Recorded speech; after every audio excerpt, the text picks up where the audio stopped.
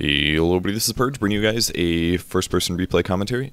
This is a Lina game actually, but there's a couple things I wanted to focus on. I know I just made a Lina game like 2 or 3 weeks ago, but I had a good Lina game last night, and it ended up being a Trilane versus Trilane situation. This almost never happens in pubs, and it almost never happens in any of the games that I play, so I really wanted to go over some of the Trilane aspects. That way, if it ever happens to you guys, you can get some basics down and just kind of figure out how to perform correctly when you do Trilane versus Trilane. So I've made a Trilane how to Trilane video before. It's pretty old, must be like about a year or more, maybe a year and a half old now. I think that was the first video I ever put a thumbnail on, so that should give you some reference points. If you've always seen me using thumbnails, it's way before that. So I'll probably hop in and out of the timestamps. I'll probably pause, rewind, things like that a couple times. So it won't exactly be as normal of a video here, but like I said, I probably told you guys enough about playing Lina in the past, and I just want to focus on the Trilane instead. So the people I was playing with, I think this is just me and DK duo queuing, I think it's called. Playing against a bunch of randoms. This game felt kind of weird actually. It felt like we were put in a much lower skill level game than what we normally match at, even when we're just playing with each other. So for some reason, things were a little bit lower skill level, but luckily a lot of the players knew who I was, and they were very open to instruction, which makes it a lot more fun to play with lower level people, because then they just taught them how to Trilane a little bit and told them where to put wards and like when to stun and things like that, and it all worked out pretty nice. But there was a lot of vocal direction that I had this game. Unfortunately, I didn't record it live, so you won't be able to hear that, but I can kind of paraphrase a lot of things. So it should be pretty good. We can also talk about the lane matchups as well. That's another thing that's pretty important. This game actually had pretty legitimate picks on both sides. Our draft is pretty darn solid. We have the only downside is we don't really have a good setup stun in our Trilane. Our Trilane was a Lina, Jakiro, Anti-Mage with a mid Kunkka and an offlane Darkseer, which is pretty predictable lanes. So they had a Juggernaut, Rubik, Nyx Assassin, and then a Centaur with a Queen of Pain. I think I'm gonna actually start off in free camera. I'll hop over to player perspective eventually, but a couple things to look at. First of all, their lanes that they ended up doing, we weren't necessarily expecting these, but they did a safe Juggernaut on the top lane, and then they did a Centaur, Rubik, and Nyx Assassin aggressive Trilane. So their goal here, or at least what the lanes ended up matching up against, was a Darkseer versus a Juggernaut, and then the mid was going to be a Kunkka with a Queen of Pain, and then the aggressive Trilane was a Centaur Nyx Rubik, like I said. So this Trilane is actually fairly scary. The downside is it only has one ranged, so it's slightly weaker in terms of harass, but about the same as what we're working with, because we have a Lina with a Jakiro and an Anti-Mage. So we also have pretty low range. Jakiro's not a full range hero, he's at 400 range. It's better than a melee, but it's still not that much better than a melee. So one cool thing about Lina is she actually attacks for 635 now, so she has a huge range at one of the highest base ranges, if not the highest base range in the game. So it's kind of a nice little benefit for her. It looks like the lanes are like there's a Juggernaut. I think they just took some time to shift over. But if we talk about how the game as a whole, a Darkseer matching up, this is not enough regen by the way, but a Darkseer matching up versus a Juggernaut is not a very good time for the Juggernaut, despite him having, what, Blade Fury or whatever. If there's a double Iron Shell, he could Blade Fury the wave and he'd only take creep damage, but I don't think it's worth it for him to do this. Darkseer should be able to win that matchup. I think the only matchup that's actually okay against Darkseer on their hero is if they would do either Rubik or Queen of Pain, most likely Queen of Pain. And then they could have put, like, for example, they could have put Jug mid, they could have put Centaur mid or something, and then put the other one in the Trilane. So I think that would have been better. Yeah, I think definitely doing Centaur is very good against Anti-Mage in the early Trilane, but I think they needed to have a better matchup for the Darkseer, so he's going to start off with some good EXP. I don't know why they had so many heroes mid. It seems like their lanes weren't quite planned out, but Centaur is going to shift towards the bot lane, and they'll start an aggressive Trilane. So a couple things that we started off. I warded very early, so I put one Observer Ward here, and I put one Observer Ward here, which is going to spot out the rune spot, very important. I wasn't necessarily expecting the aggressive Trilane, but I was pretty happy that I put the Observer Ward down because it did end up revealing that pretty fast. I'm going to miss my first stun here. I figured it was time to go for a kill because they didn't have very many people in lane, so we might as well bully them out basically, but I ended up missing it unfortunately, and that's one of the problems with having a non-setupable stun. It's not quite a term, but makes things a little harder. We knew that Centaur had shifted back over because we did have an Observer Ward spot that, so I just told the anti-mage to make sure that he was aware that there was the centaur pretty much sitting right here at all times, because we couldn't actually see this. If we take a look at my vision, yeah, you can't actually see this from our perspective. So the if we just pause quick and talk about what each trilane has for benefits and advantages. The setup for them is always going to be Rubik's lift. Rubik will lift, Centaur will stun, and then Nyx will follow up stun. Or Rubik can lift, Nyx can stun, and then Centaur can stun. Nyx could also start things off, but Rubik is a bit more likely because his range is pretty solid. The range should be about here, and it's an instant cast, and he can also throw them into whatever else is going to happen. So his initiation is the thing that's going to be most scary. Once Centaur gets some levels, he's going to be somewhat harder to kill because he has a really good strength gain. I don't know what it is exactly. It won't show on a pause, unfortunately, but these are basically all the heroes are a threat except for Centaur, unless he's in melee range. Then he's also a little scary. So we have to be pretty careful about the Centaur. Our weak points are Lina and Jakiro. Even Anti-Mage can be in a bit of trouble. But if he skill builds correctly, he's going to be just fine. And if you are against this Trilane, by the way, this is a lot of magic damage, especially from Centaur. Once he grabs Double Edge, he's pretty much all magic burst. You should have at least one level of Spell Shield because it's almost equivalent to a hood.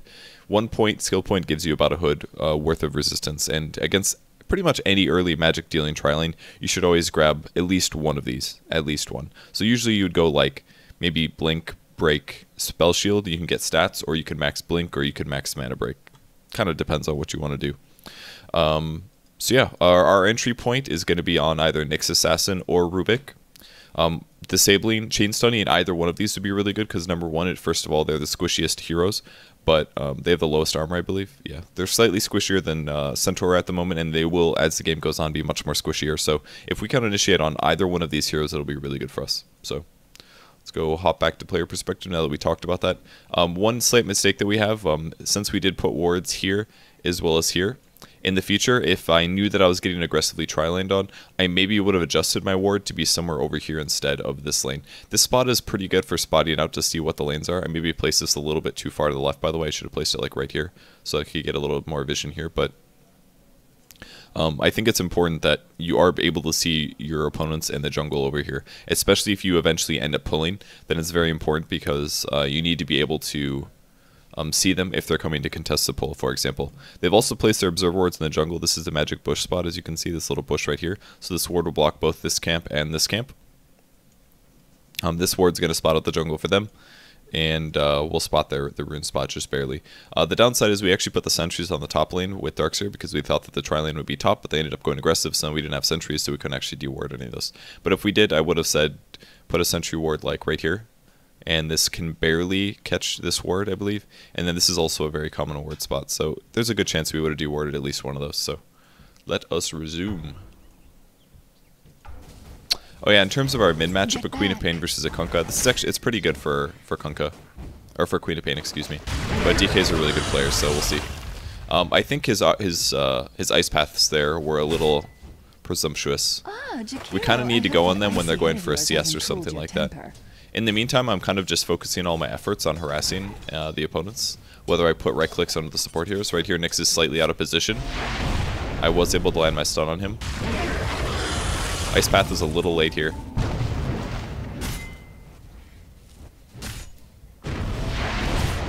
Unfortunately, missed my stun. But we were able to get the kill on the Centaur. He stayed a little bit too long. I should have just stunned. I was thinking about it. I almost stunned, but then I burned it. Man, he took so much tower damage. Alright, I'm gonna back that up. I want to look at that team fight again. Okay, so let's go 10 more seconds and then we'll press play for a little bit. We can talk about the mistakes that were made here. It's really important to look at tri-lane mistakes, by the way, because mistakes are basically the way that you lose your tri-lane. Our tri-lane is honestly pretty evenly matched, and if it goes one way or the other, it can completely change the game. If we look at the scope of the game again, we have a Darkseer versus a Juggernaut, which is really good for Darkseer. Darkseer should have an advantage here, especially because he has an EXP advantage because the Juggernaut got to lane fast. The mid lane is a Queen of Pain versus a Kunkka. This should be a semi-even matchup, but I'm sure DK is going to win it because he's probably a better player than this guy, because DK is really good. And then the game kind of comes down to the tri-lane. So basically, because they're losing the top lane, or they're going to lose the top lane, they're likely to lose the mid lane because DK is better, but other than that, it should match up about even. They need to win this tri-lane. Like, they really need to win the tri-lane. And to win a tri-lane, you cannot make any positional errors. This is the first error that was made. I don't know if this tree is actually here, or if it's a bug or not, but this position is not very good for Nyx Assassin. There's no reason to run off to the right. First of all, we saw him go there. And we still have decent enough offense where things could get really crappy. Plus, he's one of the heroes that they really don't want to get initiated on first. If he gets chain stunned, he's very unlikely to land a strong impale, and then they're going to be behind a stun. And they're also lacking a lot of damage at level 1 as well, because Rubik actually isn't very good damaging tri-lane here, with the exception that he's ranged, and the fact that telekinesis can be very good positionally. But basically, Rubik does pretty much no nuke damage at all. Telekinesis actually does 0 damage, so they're a bit limited for now. So if we look at things very slowly, with Nyx Assassin deciding to come back this way, I saw the opportunity. I started moving forward because I knew Nyx was over there, so I can either pressure him or I can try to throw a stun. And then I end up landing a stun on him. And from there, we can start right-clicking. Jakiro should have stunned immediately, which he didn't do. And he also tried to lead off, which was a mistake. He should have just gone for the land as soon as the stun was about to end. So he's going to run right and whatever. Speed this up slightly. I need to select my hero. Alright, and at this point I definitely should have landed a stun on the Centaur. That was a mistake. If we could have landed the stun on the Centaur, we could have just blown him up right there. And then once I knew the Centaur was going to die, I just threw the Dragon Save. I should have stunned right here. I was thinking about it, I knew he'd be juking through here, but I just didn't do it. And that's too bad.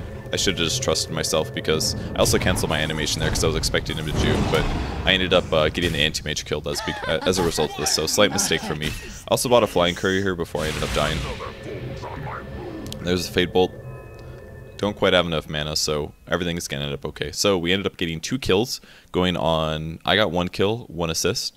The anti-mage ended up getting 1 kill, 1 death, 1 assist, and the Jakiro got 2 assists. So they lost 2 heroes, one of which was their Centaur, and the other of which was their Nyx Assassin. So overall, we are doing well. And we got the first blood, I believe. Yeah, anti-mage got the first blood. So despite him dying, not the worst thing in the world. It's kind of unfortunate because all the EXP went to the supports instead, but this actually helped us snowball a bit in the mid game anyway. So from here, if you're doing a tri-lane versus tri-lane situation, I greatly recommend a magic stick, because you're likely to run out of mana no matter what. If I actually knew I was going to be in a tri versus tri situation, I maybe would have brought 2 clarity potions instead of an ironwood branch. I wasn't expecting to be this high in mana, or this in need of mana, more importantly. So I ended up buying a Flying Courier, because our team needed that, and I got a kill, and I bought a magic stick. Because it's very unlikely that I'm going to get to 450 gold anytime soon. I'm much better off buying a magic stick, and then as the tri-lane continues and more people cast spells, I'll get some free mana and some free regen. Bottom tower is under attack. In a tri-lane versus tri-lane setup, it's almost always worth it to spend your early 200 gold on a magic stick. Especially when the tri-lanes are very even. At this point, I don't really know what my allies are backing, but we can't actually pull. We could actually pull because the creeps ended up spawning, but it is blocked. So I just ended up putting a bunch more hits into the tower because I could do some tower damage since we had creeps up there. I think I also inadvertently got a little experience from this as well. Some Linas like to grab an early Fiery Soul at about 3 because as you cast 2 spells, you can end up doing a lot of right clicks, like 2 or 3 more right clicks, which ends up kind of equalizing the damage you would do with the Slave. Alright, let's talk about that little engagement really quick here. I hope you guys are okay with me pausing this constantly because I think it's pretty important. Alright, first mistake. Anti-mage is being lifted by the Rubik. Centaur is going to get in position for a stun. This is a solid setup from them. I think it's okay for the Rubik to go into this with the Centaur. The problem is that Nyx is all the way over here. And the problem with Nyx being all the way over here is he's accomplishing absolutely nothing by doing this. He's not going to like get behind us and stun. The best thing he could maybe do by doing this is sneak over here into the jungle and go through here and then initiate. But they don't really need to do that. Because honestly, if they just sit here and contest the anti-mage with this threat, then he's not getting last hits, and he's at threat from dying, or at threat of dying, basically. So there's no reason for the Nyx to be over here, unless he's expecting a gank maybe, or like looking for vision, or doing something. His positioning should be like right here. So put like the Centaur up to CS, put the Rubik in a place where he can harass, and a Nyx Assassin needs to be in a position where he can always stun. And this is pretty much exactly what we're doing. in our positioning. My positioning is a little bit too far back, but I did recently get a clarity potion, so I wanted to make sure that this didn't get denied. And the Jakiro is in a similar position right next to it. He should have dual breath, by the way, not ice path. And in fact, I think he should have two dual breath and one ice path. I think is the best build for an aggressive Trilane. If we can talk about that very briefly, the stun duration and the damage scale pretty crappy for ice path between each level, and dual breath actually does respectable damage. It does, I think, 10 damage over 4 seconds, which is 40. So it does 110 damage dual breath in an AoE, which is pretty darn good. And the release is really fast now. So one ice path dual breath, two dual breath, I think is the best skill build for a level 3 Jakiro. Grabbing a liquid fire is absolutely not worth it. It does 50 damage for free, but really, really not worth it. Okay, so let's slow this down a bit and look at this gank, and we'll see what happens. I'm gonna go free camera because this is kind of annoying when it changes my camera. Alright, so they lift him, they throw him in the Centaur. Centaur does the stomp, and immediately we counter-initiate. So the first mistake that we make is we both stun in panic. I should have communicated with the Jakiro and said, like, okay, if they go in, you're going to throw the first stun, and then I'll do the second stun. But regardless, we ended up throwing the stuns. They were thrown at the correct time, and we're able to do a bunch of nuke damage, mostly going on the Centaur. And it's always important to do it on the Centaur, because if we don't nuke the Centaur, he's going to throw 250 damage double edge, and that could get Anti-Mage very, very close to dying. If they had actually been here, next Assassin surely could have thrown a stun and stunned Anti-Mage for another second, and maybe the Centaur could have done the double edge anyways. In fact, if he was actually here, and if he actually threw the stun on Anti-Mage, and we stun stacked just like this, it's very likely that they just would have killed the Anti-Mage with the double edge. So our stun stack is a mistake that maybe another team who had better positioning than us, if they had better positioning than us, they would have profited here and they would have got an anti-mage kill probably. So it's like Trilanes are honestly just a game of very slight mistakes. If whoever makes more mistakes is usually going to lose, basically. And we would have lost in this situation right here, which could have lost us the entire game if this Nyx had good positioning. For example, like maybe it would have snowballed in their favor, for example. It's like, it's very, very small stuff to lose Trilanes. And then there we go. He blinks away. We're going to be fine. Centaur takes a bunch of damage. Nyx is now going to show up and he's going to throw a stun on the Jakiro. And Jakiro is very unlikely to die here because they've already burned all their mana. So it's going to be just fine. I'm just going to do some zoning right clicks, and that's the end of the fight. So everything works out. Nobody dies for us. That's okay. We actually do a bunch of damage to the Centaur. They don't have very much regen left over, although the Nyx came with a ton of regen, so they'll probably be okay. But again, I'm just going to harass them a couple times and do some damage. So everything's going good, basically. Anti-Mage is going to heal back up. He's got a poor man's shield. Again, his skill build is really greedy. He should have at least one spell shield, because that could reduce, like, at least 100 points of damage over the course of his whole survivability. So he's going to mana burn me with, which is a pretty good choice here. It drains me down to nothing. But again, I have a 5 charge on my magic stick, which gives me a total of 30, 60, 75 mana. So this will give me enough for one nuke of my choice, which most likely will be Light Strike Array. If we're trying to just kill somebody, I'll use the Dragon Slave. So we did see the Queen of Pain coming to gank with a haste, so we ended up backing up for a very small moment of time. And now we can kind of look for opportunities to go aggressive. If we took a look at mana levels, Nyx Assassin is very low. He only has enough for one nuke. And Rubik has enough for only one nuke as well, or one disable. So he's a bit limited. Basically, at this point, we have an offensive advantage, in my opinion. Jakiro's full mana because he's never gotten dual breath. He just has liquid fire. And I'm a bit low on mana, but it's looking okay for us. Oh, sorry, I'll speed this up in just a second. Okay. Alright, let's go back to regular speed. Oops, that's 2 times.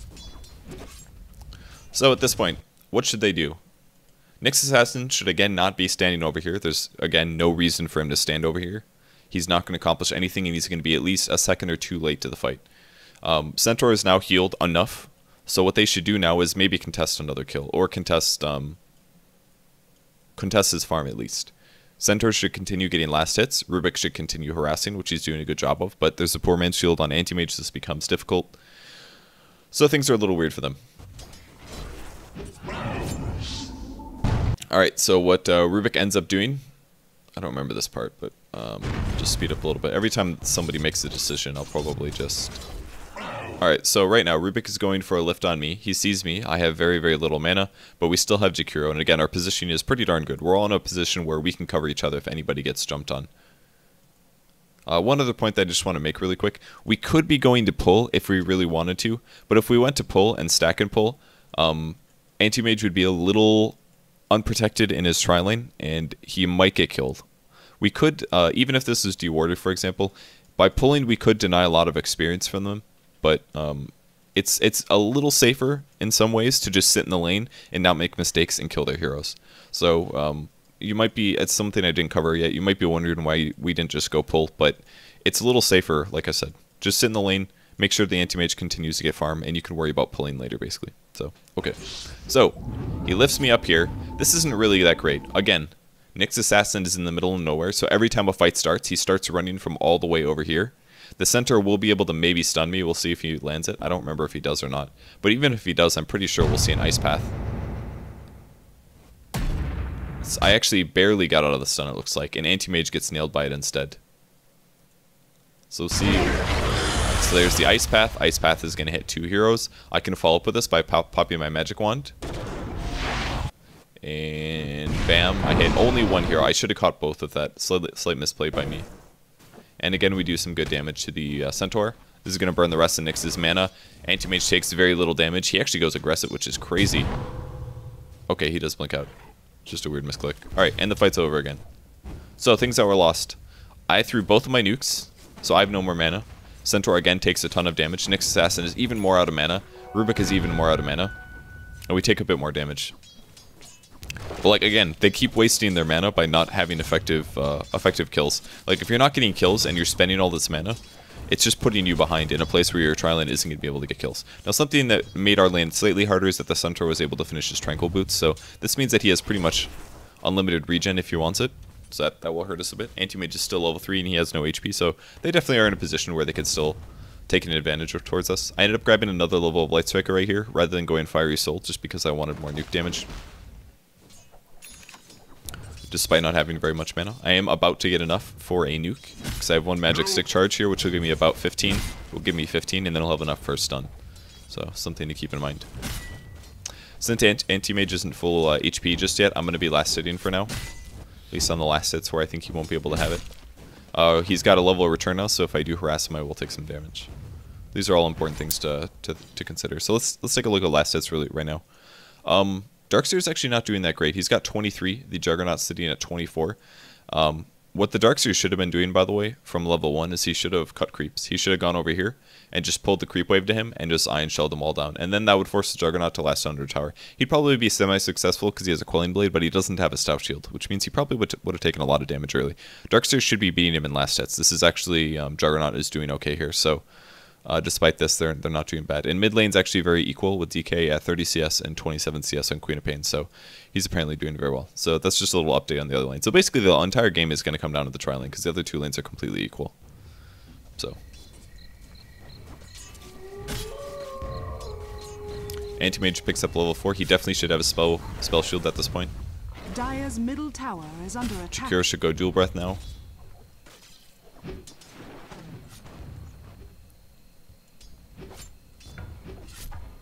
I think we were worried about maybe the Queen of Pain here, but she's actually mid. So this is one of the problems. It's going to be nighttime again. This means we have no wards. We don't know where Queen of Pain is unless she's sitting in lane. What are those? I don't know what that was. Oh, that was the Blades of Attack for Kunkka, I believe. I've almost got enough mana to do a combo again. So basically we're ready to go. I think this is the point where I said just land a stun and we can get a kill. But they're actually going to initiate, and they're again throwing into the Centaur, so let's see what happens. I don't remember all these team fights, so we're just going to go really slow. They throw into the Centaur, that's really good. They land the stun. This actually looks really bad. If he lands a stun and the Centaur gets off the double edge, we're surely going to die. He's already casting his Ice Path. I'm also casting my stun. And I think we ended up doing it again. Although this time I ended up landing the stun. Okay, yep, just the Rubik. So they did actually get the kill this time. So this is what they should have been doing since the start of the game, basically. Rubik lift into Centaur stun with the Impale from Nyx Assassin. But the mistakes were that the Nyx Assassin was in the jungle twice over by himself. So this basically he was constantly out of position. So we're able to do some right clicks. I don't think we're going to get a kill. We did a lot of damage to these guys, but it's not going to be enough. So slight mistake from us. I guess what we should have done, perhaps, I think we did stun the Centaur, but we stun stacked. So this is a perfect example of what should have been happening before. If we make the mistake of stun stacking, then the Centaur will, after the first stun ends, he'll be able to get his double edge off while the Anti-Mage is stunned from the Nyx Assassin stun. So our mistake has finally come through, basically. So we'll go back to 1 times. I got my boots now. That's what I bought on the courier. I had the Jakiro purchase wards, or I think our Darkseer actually bought them, which was a mistake from Darkseer. He shouldn't have purchased those, I don't think. Should have had one of our support heroes do it. But I already bought Flying Courier, so I felt justified to buy the boots, so. It'll be a while till they get places. Well, since Darkseer bought them, they didn't automatically transfer, and I was confused about this. So he went to go check the creeps, I think, and I saw the pull was available. Although I think we have a lift. They ended up lifting a catapult, which is pretty convenient. Dire's middle tower is under attack.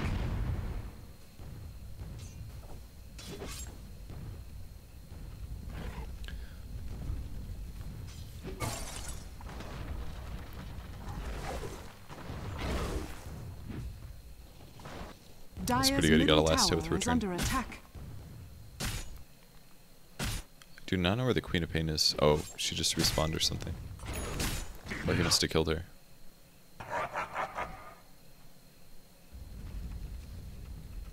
Missing top. He stomped hoping for the anti-mage. It's not going to work though.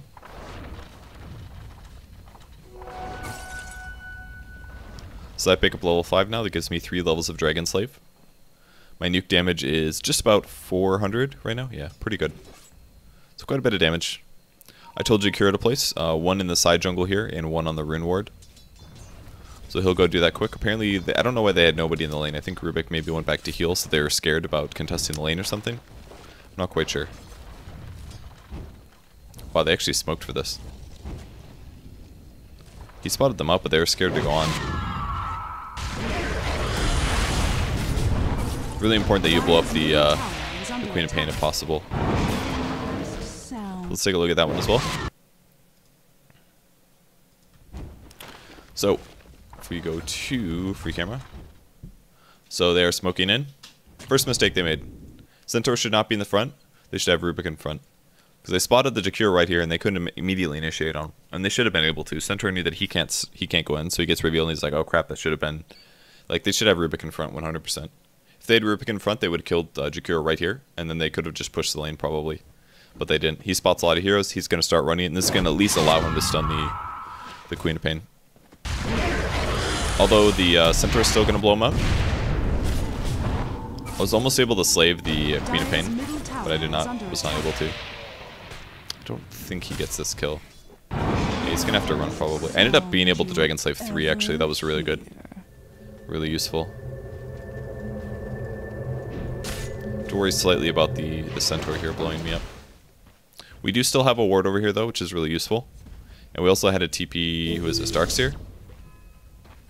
He surged me, because he TP'd in, saying like, let's fight, but it was way past that point, I think. So, it was a nice play by them. The smoke gank was worth it. They should have been able to kill the Jakiro a bit easier, but it didn't produce any kills for us anyway, so it wasn't that big of a loss. Dire's middle tower is under attack. I saw the Queen of Pain over here because we had a ward. I'm going to drop the stun on him from vision. I should have wanded here and blasted. I don't know if I did or not. Dire's middle tower has fallen. Actually got lifted anyways.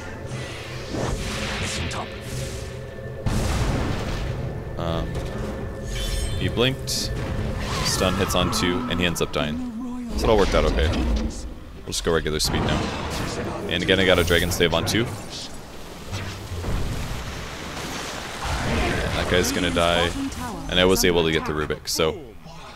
Alright, so this is basically a warding advantage. We were able to initiate on their mid hero and blow him up pretty hard. And the rest of us didn't get killed from it. I just want to look at the positioning of their whole team as that started as well. Okay, this is not true. All these trees are actually here. But they should be there, but they're not. Because of bug. These trees are here. So let's see how that the fight started and the position of all their heroes. Alright, so basically what they wanted to do was, they knew Anti-Mage was last hitting. They did not know Darkseer was here, unless they were smart and looked at the fact that there was an Iron Shell and he was probably in the area.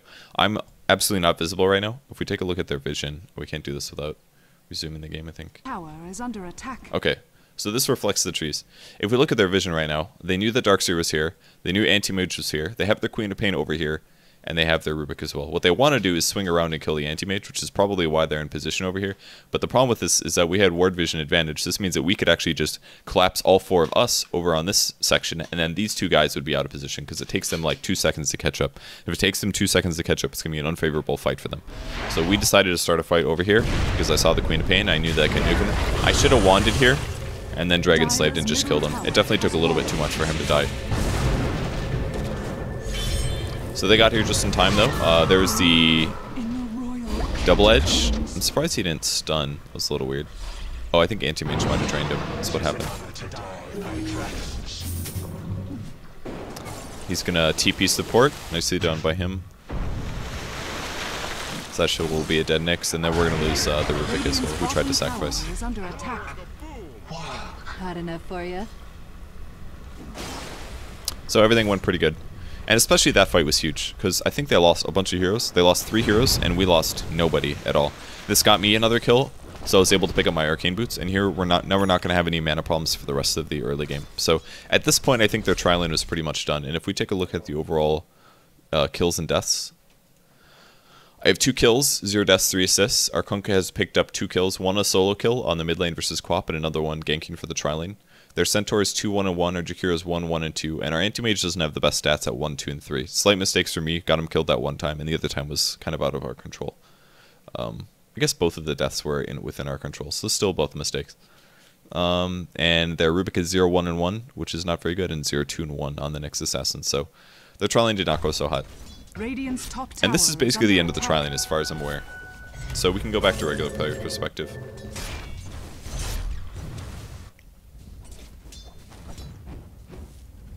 So I hope you guys learned a lot about the Trilane stuff there. It's basically about always being in position. Positioning is extremely important. You need to be in a place where your supports are not vulnerable and where they can contribute without feeding. Your last hitters should usually be up in front because they're usually more survivable. And if they get gone on, your supports need to immediately react. One principle of that I didn't really get to cover in this game is that a lot of the times as somebody initiates on your carry, they'll throw a stun. Me as the support here, I usually need to stun their other support here that also has a stun.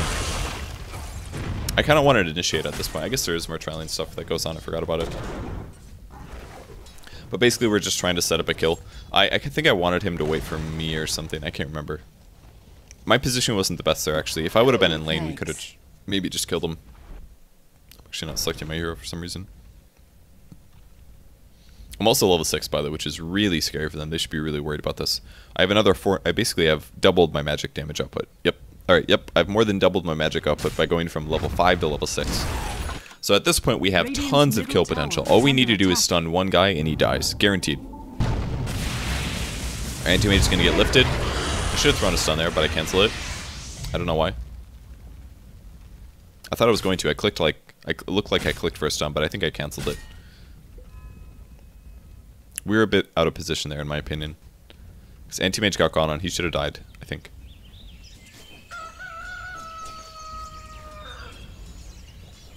So, at this point, he just needs to stun one person and we got to kill. So, I was kind of relying on the Jakiro to go first. His disable is a lot harder, or a lot easier to land, in my opinion. It's perfect. So, the next assassin was a good person to go on. We'll back up and take a look at that really quick. So it's down by half. Alright, Anti-Mage comes up for last hits. We'll go free camera. I have no idea what this next assassin was doing, but this is not an acceptable place to be as a support hero. The only person that should be in melee range like this should be the Centaur.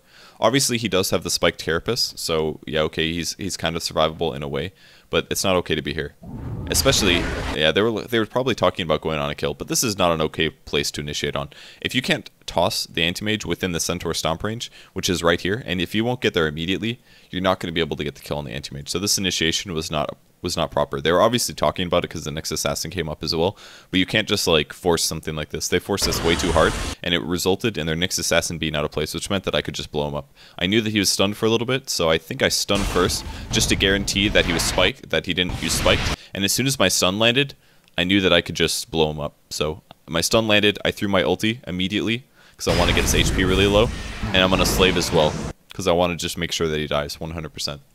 So as soon as he dies, they lose one of their stuns, they lose a large component of their damage, and now they just have a Centaur as well as a Rubik, which really hurts them. So,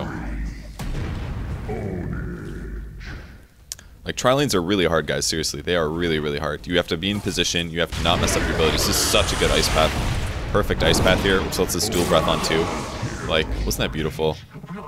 It was so good. That was a great ice path there by the Jakiro. And I was able to follow up on it, and even the anti-mage was 6, so we got the double AoE. It was perfect. Alright, at this point, the Trilane is over for them, 100%. There's no coming back at this point. We've gotten way too many kills. I'm 3-0-5, the Jakiro's 1-1-5, and the anti-mage is now more kills than deaths, so really good. He's got 1800 gold. He's going to get a late Battle Fury, of course, but we have been quite contested. So, and he's died twice, so not too surprising here. And from now we can pull the wave back. There aren't that many people in the lane. They're kind of crazy to come back in my opinion. I think they should be going off and smoke ganking, maybe trying to get kills on the Kunkka or something like that. But I'm just preparing to pull. My ulti is actually almost off cooldown again. The cooldown's really low at level 1 now, 70 seconds. We saw the anti-mage might be in trouble. It's going to barely blink away. He definitely should have spell shield. That didn't need to be that close. TK was looking for a wraparound, but didn't quite work out. We look at the GPM as well. Our anti-mage is actually 3rd highest now, so he's at 309. So yeah, we're definitely crushing this Trilane now. We got about 100 extra gold per minute on the anti-mage versus the Centaur. They're again trying to initiate. They do have Stampede here. The damage output's actually... Oh, it looks like the burning damage doesn't disable Tranquils. And then we get to initiate.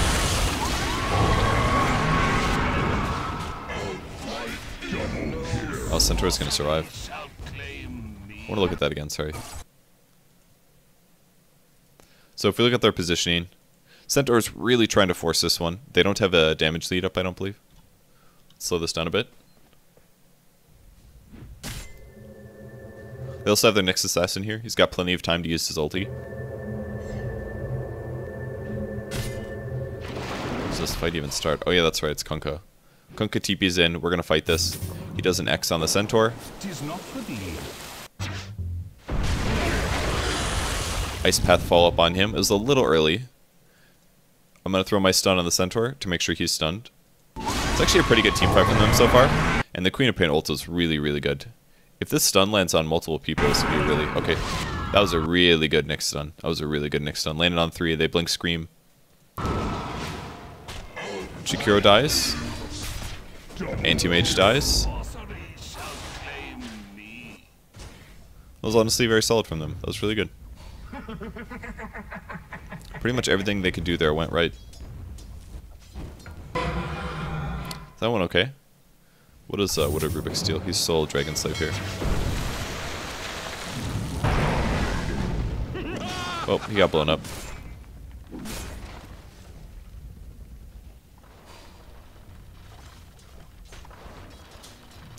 I was kind of hoping for another combo there. I was just trying to slave the Nyx assassin. Yeah, their position was honestly very good in that last fight. They reacted that perfectly. 3 people grouped up. They quap ulted and screamed on 3 of us. The Nyx stun landed on 3 people. It was solid. Dire's top tower is under attack. Oh, yeah, that's right. I thought I had my ulti there. I could have killed her if I used Arcane Boots or Wand, but I thought I would have enough for the Slave as well as the ulti. I didn't do my math right. In fact, I didn't actually look at the math at all. Really wanted to get the last hit. I barely did, though. So it actually ended up being okay. A support dying for a tower is absolutely worth it, in my opinion.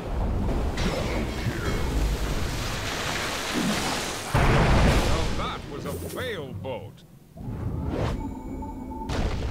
Not so safe harbor, eh? I definitely should have stunned after the X though, but I didn't really know when it was going to come back, to be honest. So, some slight miscoordination there. Just lost his kills. I should have killed the Quap 100% though. Definitely should have killed the Quap. If I would have either wanted or Arcane Booted, we would have gotten the kill. I thought a Slave ulti... I know that Slave ulti would have killed. So, slight mistakes for me. Regardless, I have like tons of gold, so I decided to buy wards and a Smoke of Deceit. finishing a magic wand at this point is always going to be good. If you're really, really underfarmed and you're having a tough time, I'll usually finish a magic wand first, or I'll just use a magic stick until I get my arcane boots. Luckily, I got a bunch of kills though, so finishing arcane boots is not that bad.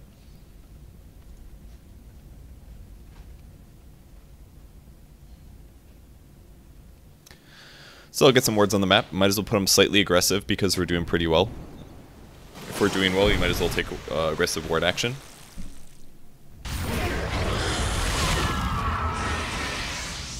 Back so soon? Yeah, the Jakku didn't really know how to combo with the X correctly, but what DK said is just wait till the X is about to run out and then ice path where the X is. That way when the Quap goes back, she's automatically stunned. Like, she'll immediately get stunned from it. And since I have Arcane Boots, I can farm the jungle decently without losing too much mana, so just do a double combo and then pop Arcane Boots, and then you'll be more or less healed up.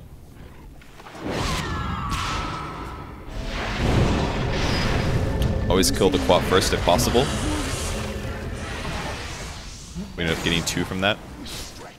It was really, really nice to have me nearby for that one. I think we just dropped the sentry as well for the Nyx. I was trying to land a stun from the low ground, but I was outside of range. And he ended up using his ulti to escape, which is just fine for us, honestly. So he uses his ulti, he can't use it offensively, and we're going to be fine. So you guys should also be doing similar actions whenever you see a Quap blink offensively.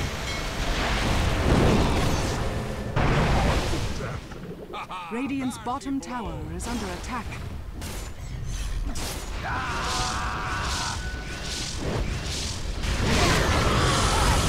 I was not able to get my stun off in time, but we still got all the heroes, so that was okay. I should have items queued up as well. I could have gotten the 4-staff recipe. Oh, I actually missed that. Dire's middle tower Thought he landed it. I couldn't see because it was dark, but...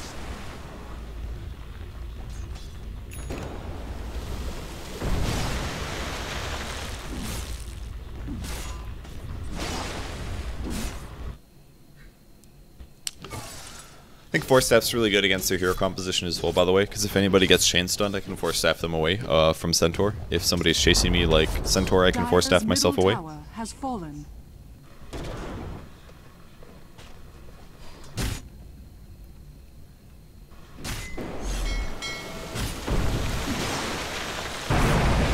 That's so much magic damage.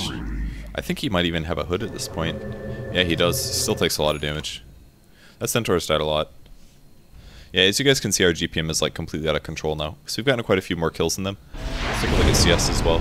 CS is actually fairly even, but they're still pretty far away as a team. Like, we have 2 heroes above their other 2 cores. Like, I'm at about half of what the Centaur is doing, for example. But we've gotten so many more kills that things are not looking good.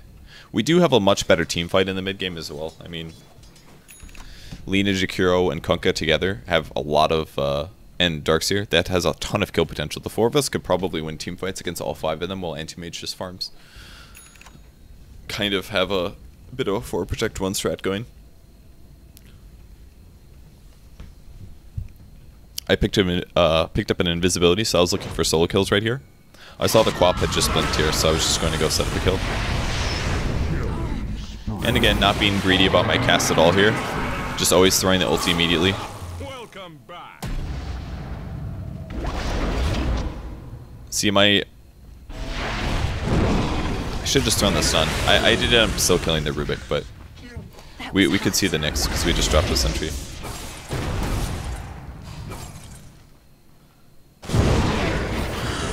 Haha.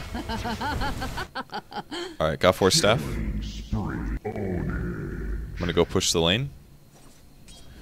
And things are more or less over at this point, since we're just kind of snowballing out of control and doing better team fights. But yeah, always throw the ulti on the Quap. If you're able to stun her and you know she's going to be not moving for a bit and other teammates are there to throw damage as well, it's oftentimes better just to kill her. Just throw all your nukes, somebody will kill her. Like, as soon as I know that somebody's in a vulnerable state as Lina, I just throw the ulti and make them more vulnerable. So now that I have 4 staff, I should be able to survive Juggernaut as well. Alright, so this guy was complaining a lot in all chat, and I ended up talking a bunch of stuff about this as well in all chat. Just, I I always hate when people like complain about that stuff, like flame their allies in all chats. Like, keep it to ally chat, man. First of all, honestly, the Darkseer didn't even get that many last hits. I didn't know this until reviewing the replay, but yeah, our last hits right now, he's actually still behind what the Jug has, and he should probably have the most last hits in the whole game, honestly. Maybe not more than Kunkka, because in the mid game Kunkka is going to get out of control, but in the early game, nobody can contest Darkseer, honestly. If he just pulls creeps, if he goes around here at level 1 and just kills all the creeps once he knows that all the supports are in other lanes, like really far away on the other side of the map, he should just be cutting creeps constantly and forcing Jug into a bad spot. Like, contesting Darkseer's farm, like, yeah, this guy is sitting 3-0 and 6 right now because he's very survivable and he's almost impossible to kill. But Darkseer is not the reason that they lost this game, in my opinion. They lost this game because their Trilane made more mistakes than our Trilane did. Even though we made some mistakes of our own. Mid matchup fared semi-equally, though DK did outlane him and got solo kills, which was pretty important. But, I mean, Jug didn't even do anything with his farm, right? Like, he's 1-2 and 0. He just finished his Shadow Blade. He tried to kill me that one time, and he did succeed, but he died immediately afterwards. So any safe farm that they got out of Juggernaut was not successful. If anything, I think they maybe should have used the Juggernaut, and then once he hit level 6, maybe do like a Smoke Ink on the Trilane, or maybe something like that. It's kind of hard to say. But don't let this guy convince you that letting the Darkseer free farm was the reason that they lost this game.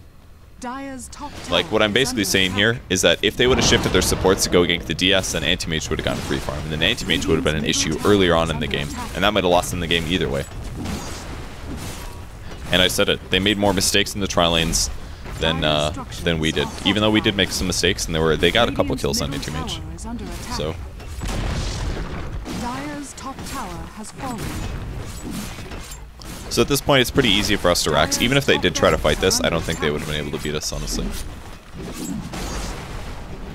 They have some options. I don't know what he's talking about here, honestly. Like, an Orchid is what counters the Anti-Mage, and that counters the Darkseer as well. And they have plenty of hard stuns. Not a ton of hard stuns, but they have plenty of hard stuns. What I was referencing here, I didn't mean that Darkseer is never a good hero. I just meant that... like, it's not like there's been a vacuum wall. Like, vacuum wall is what wins games with Darkseer, basically. And that never really happened this game. No flame at all to this guy. It's just like, it's too early in the game for that to be an issue. So, it was just position errors, basically, that lost in the Trilane, so. Radiant's bottom tower is under attack. We had the chance or two to get some sort of... Dire's middle tower is under attack. Yeah, he really wasn't doing that much in team fights. He Iron Shelled people with Surge. If you don't even have Vacuum Wall, I don't even think he has Wall yet. He does now because he's level 14, but... Alright. Dire's middle tower is under attack. I don't think we had sentries down. Dire's middle tower has fallen.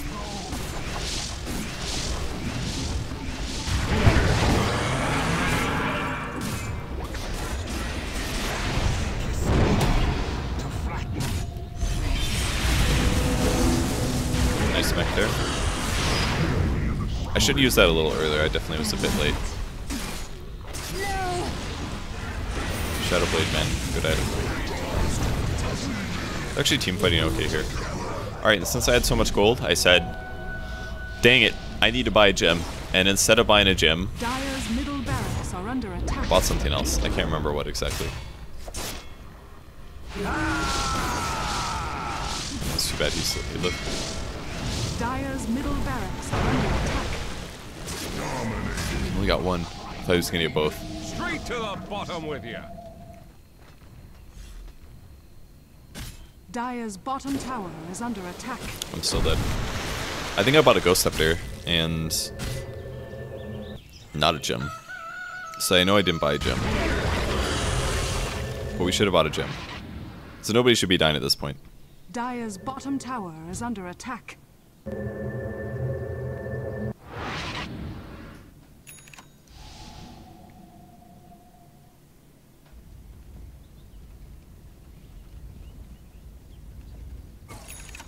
I should have just dropped my smoke and bought like at least a sentry or something. I have all these survivability items, but they require me to not be stunned to use them. Is the problem. So.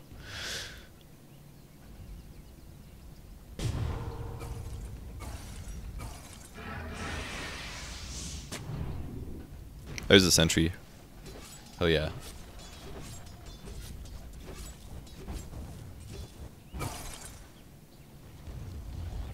Dire's bottom tower is under attack.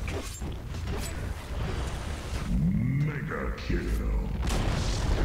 Dire's bottom I did see the jug tower over has here, by the way. fallen. I saw him poking around. Dire's middle barracks So I figured are he under might be attack. coming for me.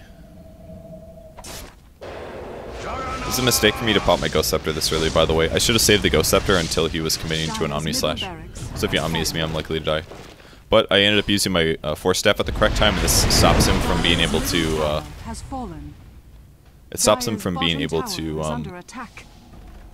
jump to me. So basically what happens when the Omni Slash looks for new targets... I saw that he was behind me, by the way, so I was asking for him to drop a sentry. I was like, drop a sentry, drop a sentry, drop a sentry. Dire's middle tower That's is very under sad. I actually attack. did have my Ghost Scepter there. I thought I did not. I need to recheck that for posterity's sake. Alright, 3, 2...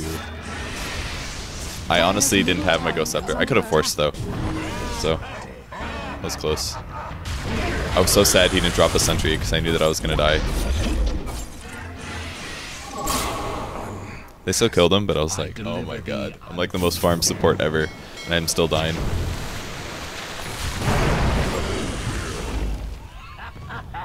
Dire's bottom tower So that's pretty is much the end under of the game. I don't think I'll just speed this up now, because there's no point waiting. attack. Dire- Look at all that right clicking. I TP'd, I'm coming. I Dire's ancient is under attack. don't remember if I did anything. Aha, just melt that guy. Dire's ancient is under attack. Just wanted to right click him once. It's that Darkseer team fight, guys. Ancient is under attack. Barely able to stun the Centaur. It was really close.